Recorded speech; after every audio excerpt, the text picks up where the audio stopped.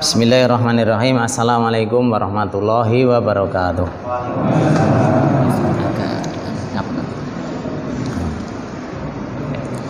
Alhamdulillah, nahmaduhu wa nasta'inuhu wa nastaghfiruh wa na'udzu billahi min sururi anfusina wa min sayyiati a'malina. May yahdihillahu fala mudhillalah wa may yudlil fala hadiyalah. Asyhadu an la ilaha illallah wa asyhadu anna Muhammadan abduhu wa rasuluh. Allahumma salli ala Muhammad wa ala ali Muhammad malla nabiyya ba'dah wa la haula wa la quwwata illa billah.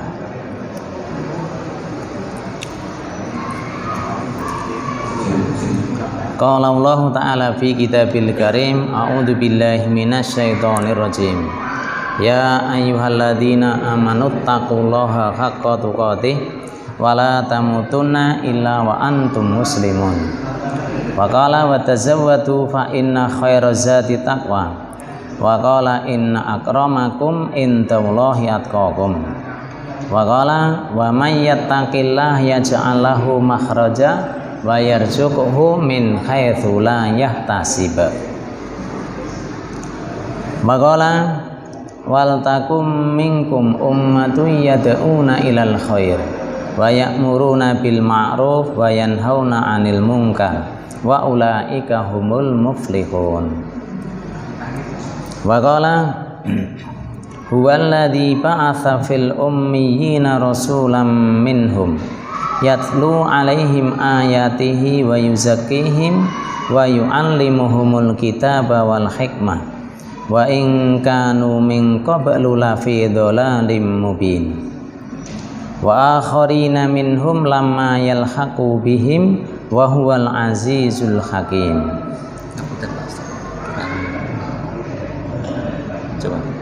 Dzalika fadlullahi yu'tihi man yasha wallahu dzul fadlil adzim. Mathalul ladzina humilut taurata thumma lam yahmiluha kamathalil himari yahmilu asfara. Bi'sa mathalul qaumil ladzina kadzdzabu bi ayatillah wallahu la yahdil qaumadz dzalimin.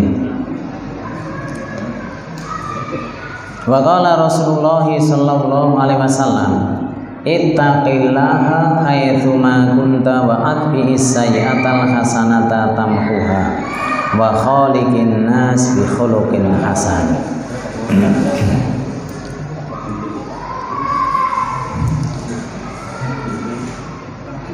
Amma ba'du, Bapak dan Ibu-ibu serta saudara-saudara sekalian yang mulia, kita panjatkan syukur kehadirat Allah Subhanahu wa taala. Karena malam hari ini Allah perkenankan kita untuk hadir di majelis ini dalam rangka untuk thalabul ilmi. Ini adalah nikmat Allah yang besar, yang pantas dan harus kita syukuri. Oleh karena itu, mari kita ucapkan hamdalah bersama. Alhamdulillahirabbil alamin. Salawat serta salam semoga terlimpah atas junjungan kita yaitu Nabi besar Muhammad sallallahu alaihi wasallam, para keluarga, para sahabat, dan juga para pengikut-pengikut beliau yang setia pada sunnah-sunnahnya. Kita juga mohon pada Allah Subhanahu wa taala semoga kita yang hadir di sini kalau ada yang sakit mudah-mudahan segera diberi kesembuhan oleh Allah Subhanahu wa taala. Mungkin saudara-saudara kita ada yang sakit dan tidak bisa hadir di pengajian ini, mudah-mudahan juga segera diberi kesembuhan oleh Allah Subhanahu wa taala. Amin. Mudah-mudahan jika ada di antara kita yang sedang sempit rezekinya, mudah-mudahan Allah beri keluasan. Amin. Semoga sewaktu-waktu nanti kita dipanggil oleh Allah, dipanggil dalam keadaan mudah dan husnul khotimah. Amin. Bapak dan Ibu yang mulia, marilah kita semua meningkatkan takwa kepada Allah Subhanahu wa taala, yaitu dengan menjalankan perintah-perintahnya serta menjauhi larangan-larangannya. Kemarin atau beberapa minggu yang lalu kita sudah membahas huwallazi ba'atsa fil ummiyina rasulan minhum yatlu alaihim ayatihi wa yuzakkihim wa yu'allimuhumul kitaba wal hikmah. Dialah Allah yang telah mengutus mengutus dalam kaum yang ummi seorang rasul dari kalangan mereka.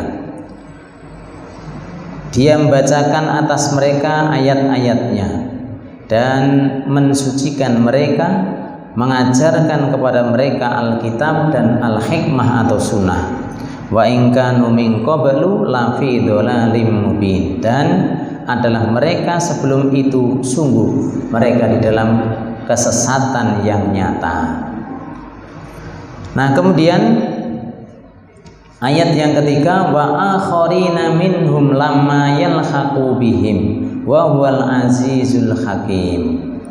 Dan orang-orang yang selain dari mereka yang belum bertemu dengan mereka, wa huwal azizul hakim, dan dia Allah maha perkasa lagi maha bijaksana.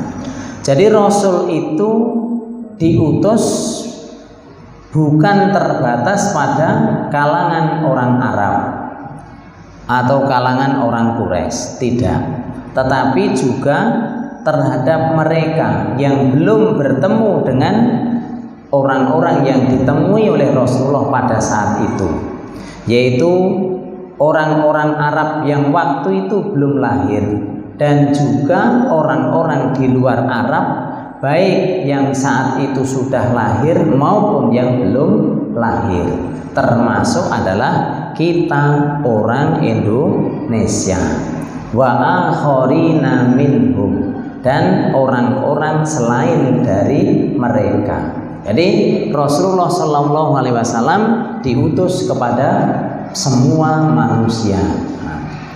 Maka di dalam ayat yang lain Allah SWT firman, wa ma arsalnaka illa rahmatan lil alamin, dan tidaklah aku utus engkau wahai Muhammad kecuali sebagai rahmat, sebagai kasih sayang kepada semua manusia, lil alamin, untuk alam semesta.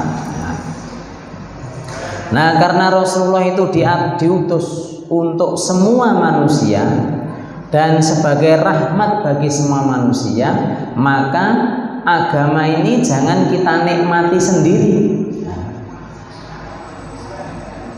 Jadi setelah kita menerima ajaran Islam ini, kemudian jangan kita menikmatinya sendiri, tetapi hendaklah disebarkan kepada orang lain.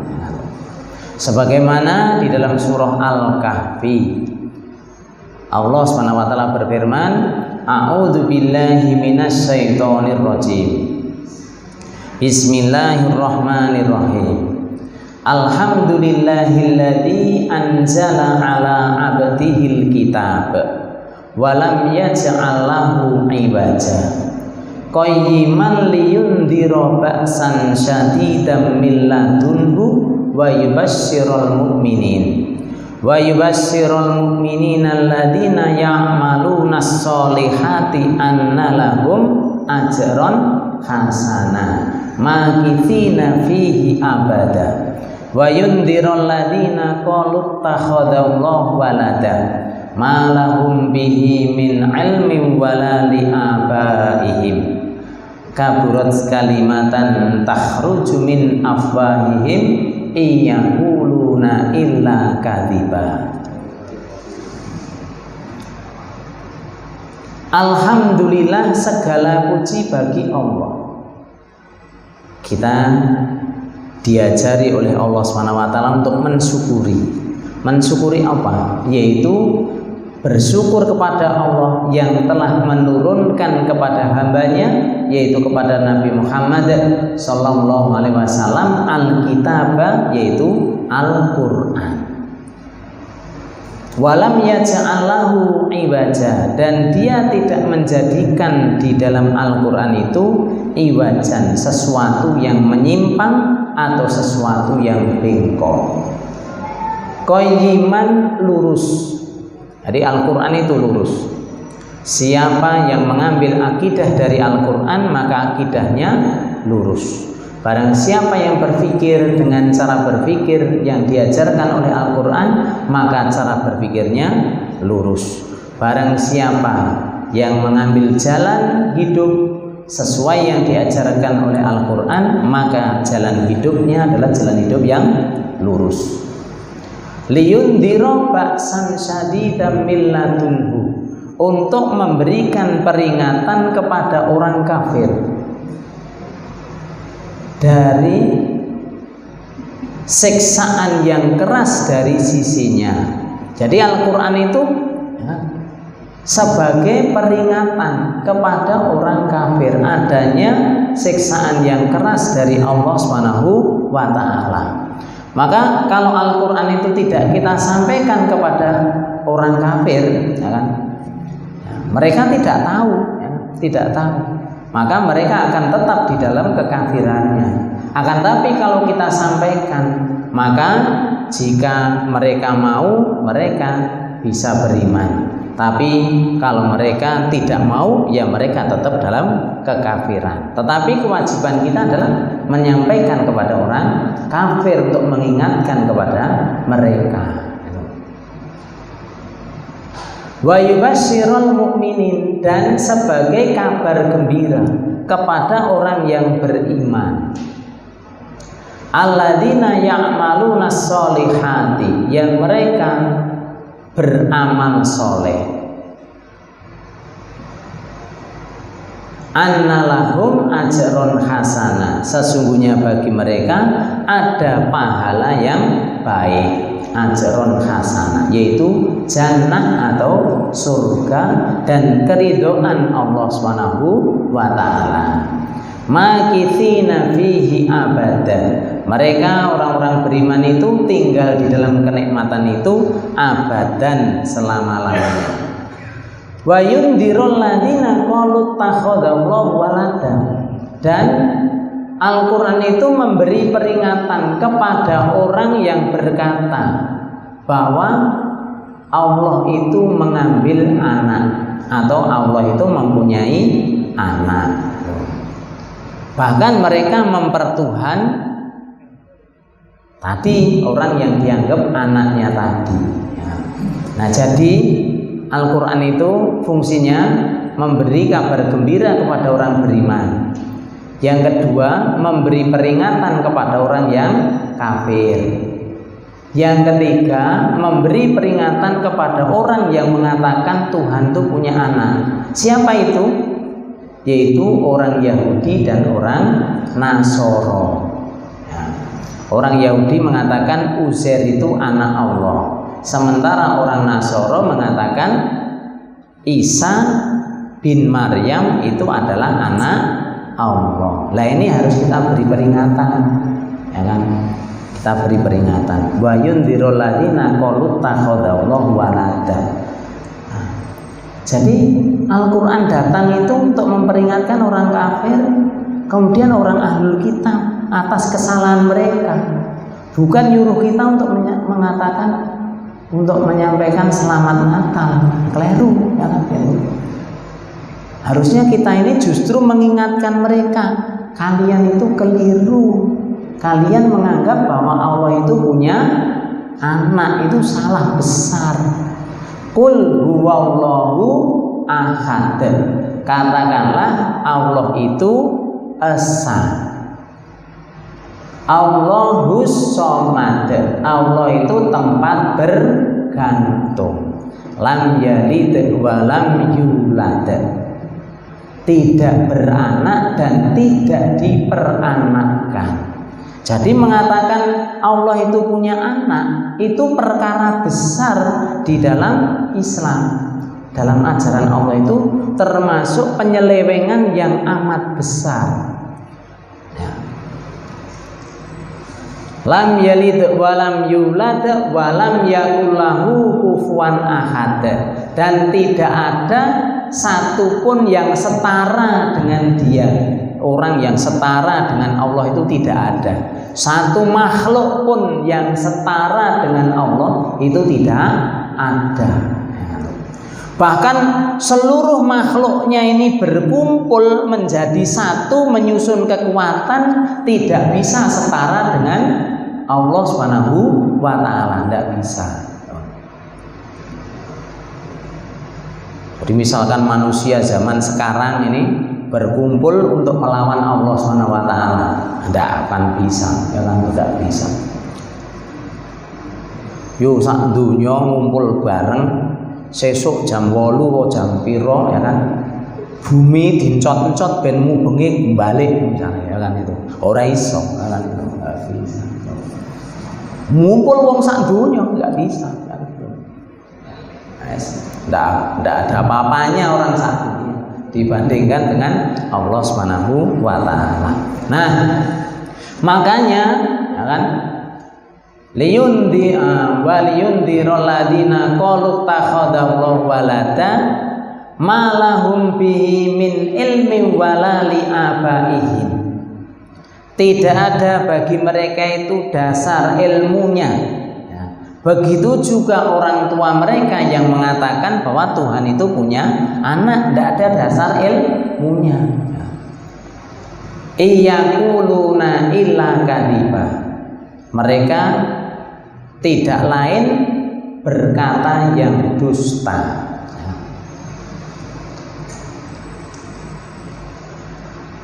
Wa yudhirul ladina qalu takhadallahu walada ma lahum bihi min ilmi wala li abaihim kaburat kalimatan takhruju min afwahim. Amat besar perkara yang keluar dari mulut-mulut mereka. Jadi mengatakan Tuhan punya anak itu adalah satu perkara besar menurut Allah Subhanahu wa ta'ala. Maka harus diperingatkan kesalahan mereka.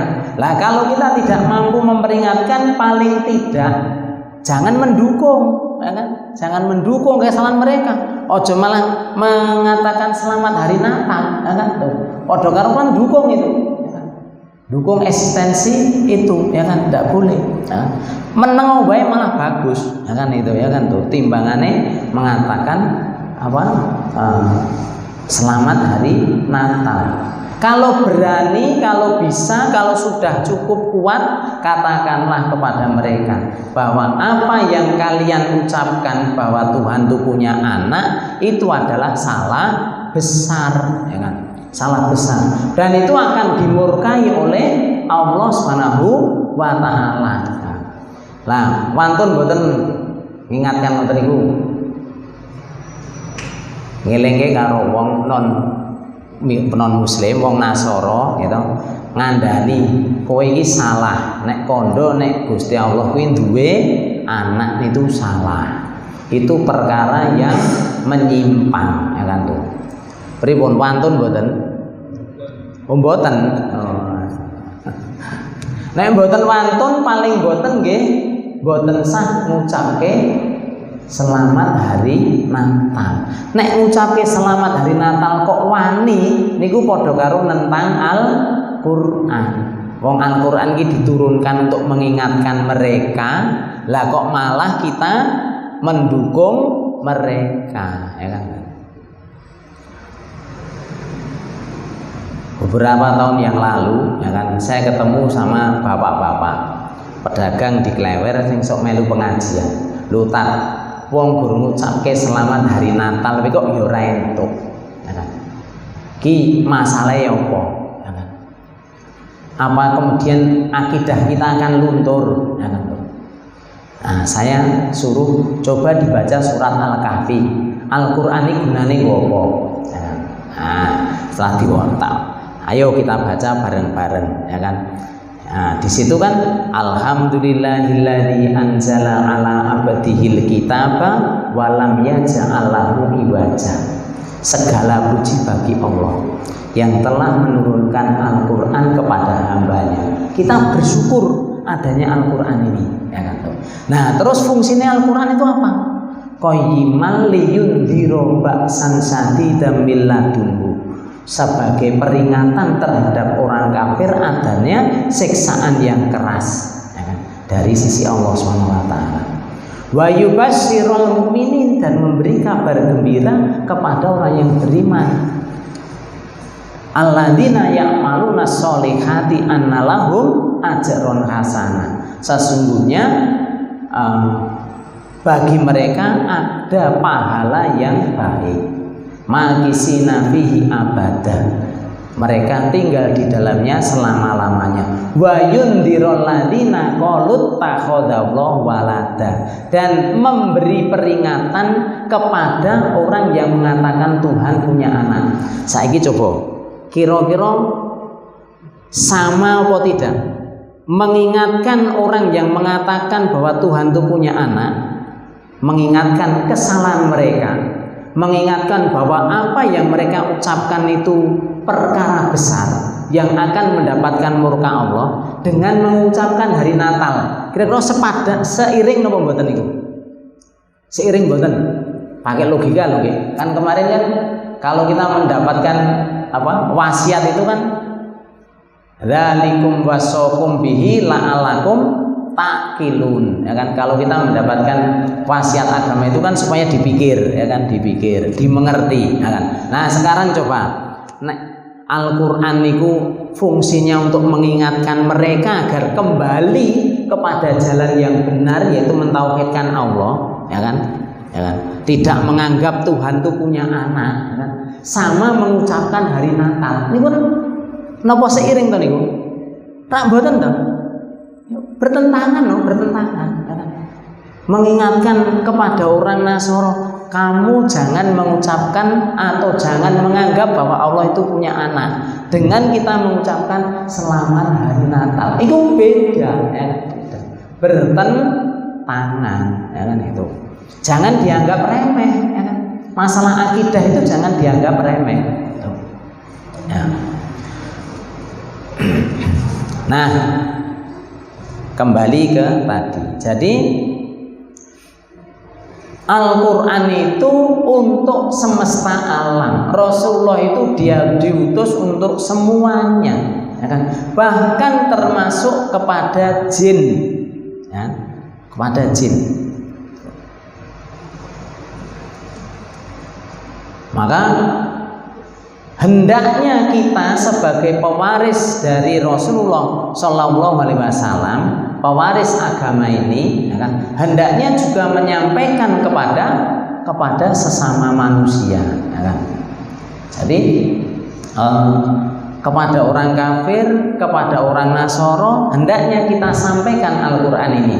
Jadi Al-Quran ini bukan hanya untuk dikonsumsi orang yang beriman, tapi kepada semua orang hendaknya kita sampaikan. Seperti Rasulullah Shallallahu Alaihi Wasallam itu diperintahkan untuk mengingatkan kepada semua manusia, bukan hanya orang yang beriman saja. Nah, sementara ini kaum muslimin, ya kan, kaum muslimin itu menyampaikan ajaran Islam ini hanya di tengah-tengah kaum muslimin, ya kan? Kepada orang-orang yang kafir, kepada orang-orang yang non muslim, mereka tidak berani atau tidak mau menyampaikannya. Nah, ini satu kesalahan kita, ya kan? Nah, kalau Rasulullah SAW dulu, ya kan, walaupun kaum muslimin itu sudah banyak, misalkan Rasulullah SAW itu tahun 8 Hijrah itu beliau menaklukkan atau membebaskan kota Mekah tanggal 10 Ramadan, gitu? Nah, 10 Ramadan. Nah, setelah pembebasan kota Mekah, maka Rasulullah masih mengutus sahabat-sahabat itu ke daerah-daerah. Termasuk misalkan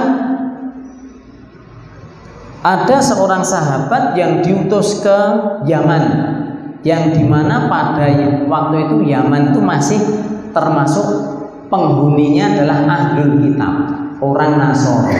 Nah, beliau mengutus Mu'ad bin Jabal radhiyallahu anhu kepada mereka orang Yaman.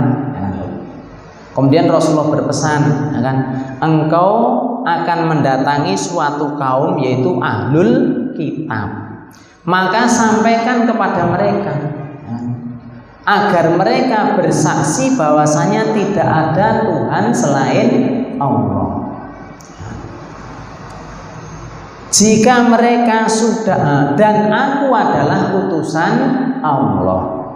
Jika mereka mau mengikuti, maka sampaikan kepada mereka bahwa Allah SWT mewajibkan kepada mereka sholat 5 waktu sehari semalam. Bila mereka sudah mampu mengikuti, maka sampaikan bahwa Allah memfardukan kepada mereka untuk sedekah, yaitu membayar zakat. Diambil dari orang kaya mereka, dikembalikan kepada orang miskin di antara mereka. Jadi Rasulullah walaupun di Madinah sudah umatnya sudah banyak, Mekah sudah ditaklukkan, orang-orang Jazirah Arab sudah berbondong-bondong masuk Islam, Rasulullah kemudian bukan berpangku tangan, tetap beliau berdakwah, tetap, ya kan? Gitu.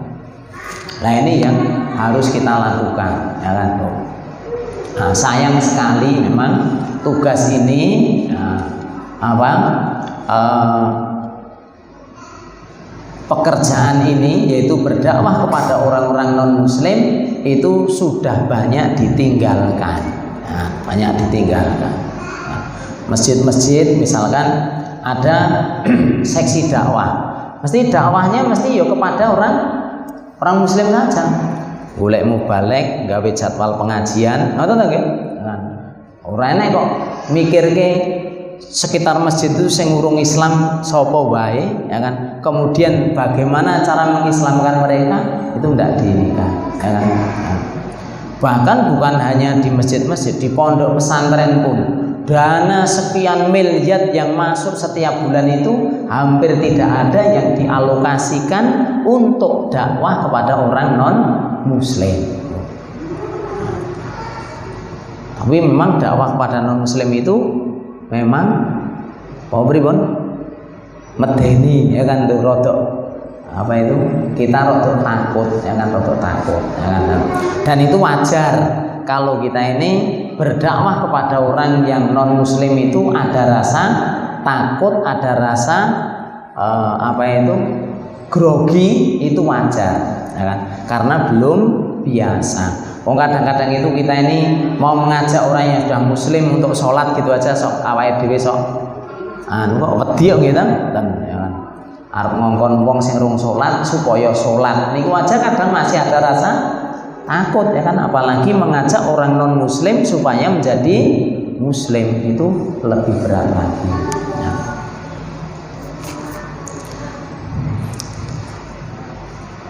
Nah, jadi wa akharina minhum lama yalhaqu bihim. Rasulullah itu diutus kepada orang-orang yang selain dari mereka, yaitu orang-orang yang ditemui oleh Rasulullah sallallahu alaihi wasallam. Wa huwal azizul hakim, dan dia Allah itu aziz. Al-aziz itu maha perkasa, maha perkasa. Al-hakim maha bijaksana. Dia mengutus rasulnya untuk umat manusia, ini adalah karena kebijaksanaan dari Allah Subhanahu wa ta'ala. Kemudian ayat berikutnya yaitu ayat 4, dzalika fadlullahi yu'tihi may yasha wallahu dzul fadlil adzim.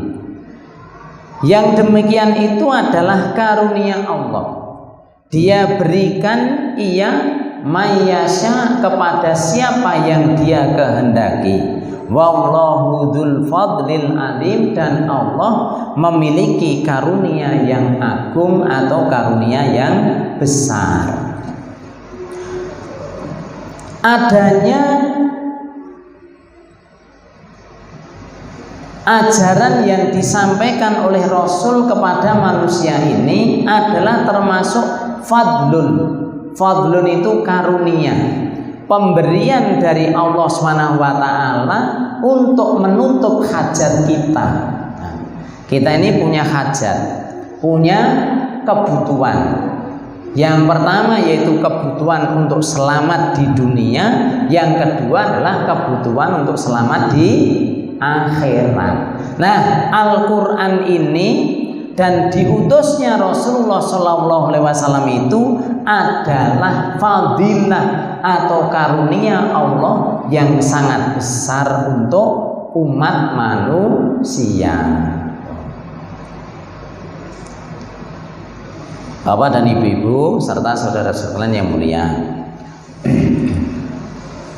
orang Quraisy atau orang Arab sebelum kedatangan Islam, mereka itu menyembah berhala. Setelah kedatangan dari Islam ini, maka mereka pun kemudian bertauhid, ya kan? Ini karunia yang besar. Karena apa? Karena seandainya mereka tidak kenal tauhid, mereka akan tetap untuk menyembah berhala, dan itu menjadikan mereka akan mendapatkan murka di sisi Allah Subhanahu wa taala. Jadi ilmu yang didatangkan oleh Rasulullah SAW atau ilmu yang diberikan Allah kepada manusia lewat Rasulnya ini adalah merupakan karunia yang besar, karena menyelamatkan manusia untuk meninggalkan penyembahan kepada berhala. Nah, kemudian selain meninggalkan berhala, yaitu meninggalkan kedzaliman.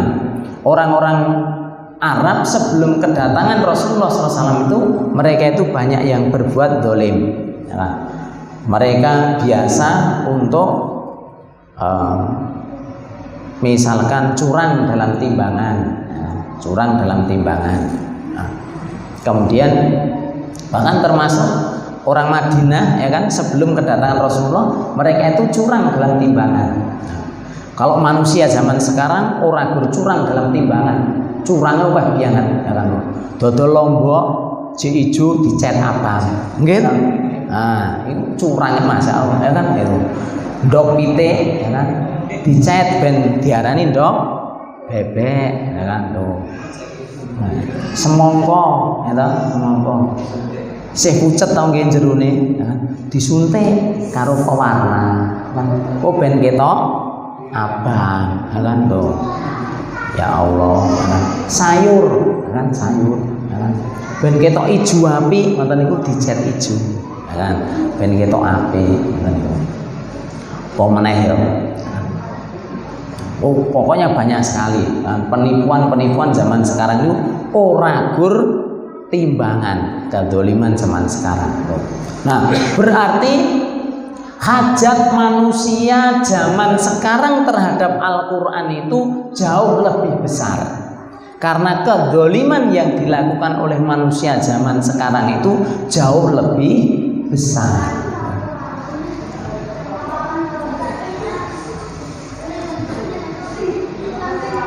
Dodol manuk, ya kan, manuk murai itu nek buntutnya luwih dawa kan larang toh. Nggih. Mula sok-sok enten sing ditambahi buntut dilih, enten sing ditambahi buntut. Disambung nggih kan, ngoten niki. Astagfirullahaladzim. Pokoknya kecurangannya saya upah, ya kan. Nah, Al-Quran datang, ya kan, Al-Quran datang, ya kan. Nah, kalau kita lihat dalam tafsir Ibnu Katsir ketika menafsirkan surah Al-Mutaffifin, ya kan, tuh. Di Mekah tadinya ada orang yang biasa curang dalam timbangan. Begitu datang Al-Quran, mereka tinggalkan. Terus orang Madinah juga begitu, ya kan? Begitu datang Al-Quran, mereka pun kemudian meninggalkan kecurangan dalam timbangan itu, ya kan? Emas, gitu, emas itu kalau apa itu misalkan, ya kan, dibilang misalkan 20 karat itu nek dites tenang orang 20 karat, ya kan, itu mungkin guru 15 karat atau 14 karat. Nek dikondake nek emas ki 5 karat ku nek ditos tes tenang paling sekarat nih mungkin, gitu apa. Astagfirullah. sekarang. Hapus zaman saat ini gitu. Ya Allah ya Rabbi, gitu kan.